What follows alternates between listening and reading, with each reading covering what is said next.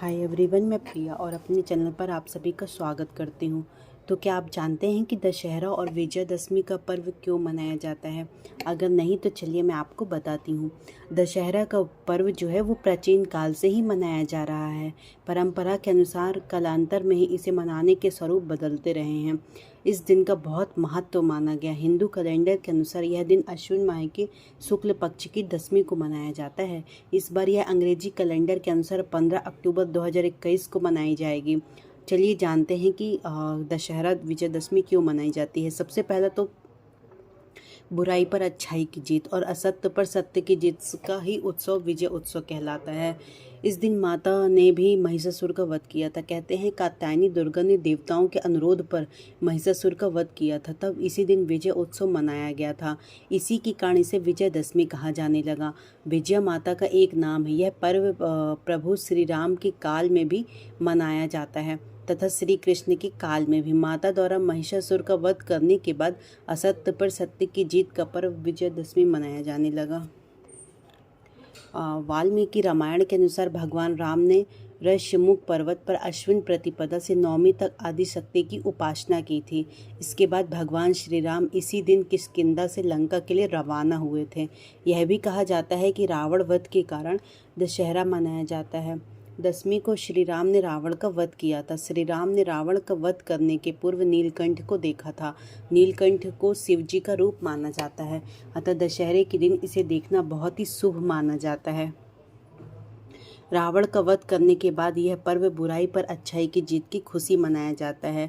पांडवों की जीत। यह भी कहा जाता है कि इस दिन पांडवों को वनवास हुआ था और वे वनवास के लिए प्रस्थान कर गए थे।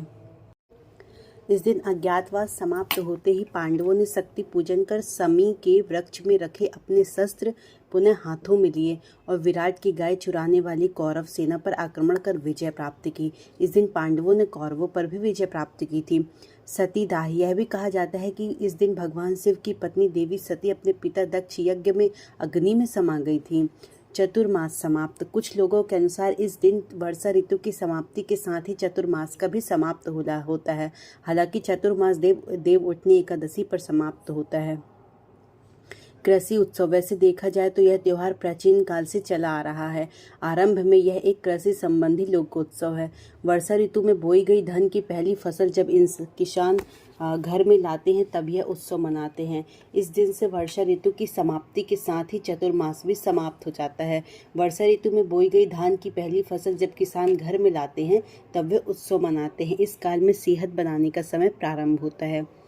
शमी देने का भी प्रचलन माना जाता है। कहते हैं कि दशहरे के दिन कुबेर ने राजा रघु को स्वर्ण मुद्रा देते हुए शमी की पत्तियों को सोने का बना दिया था। तभी से शमी को सोने देने वाला पेड़ माना जाता है। यह भी कहा जाता है कि एक ब्राह्मण ने एक राजा से दक्षिणा में 1 लाख स्वर्ण मुद्राएं मांग ली थी, तो चिंतित राजा ने एक दिन मोहलत मांगी।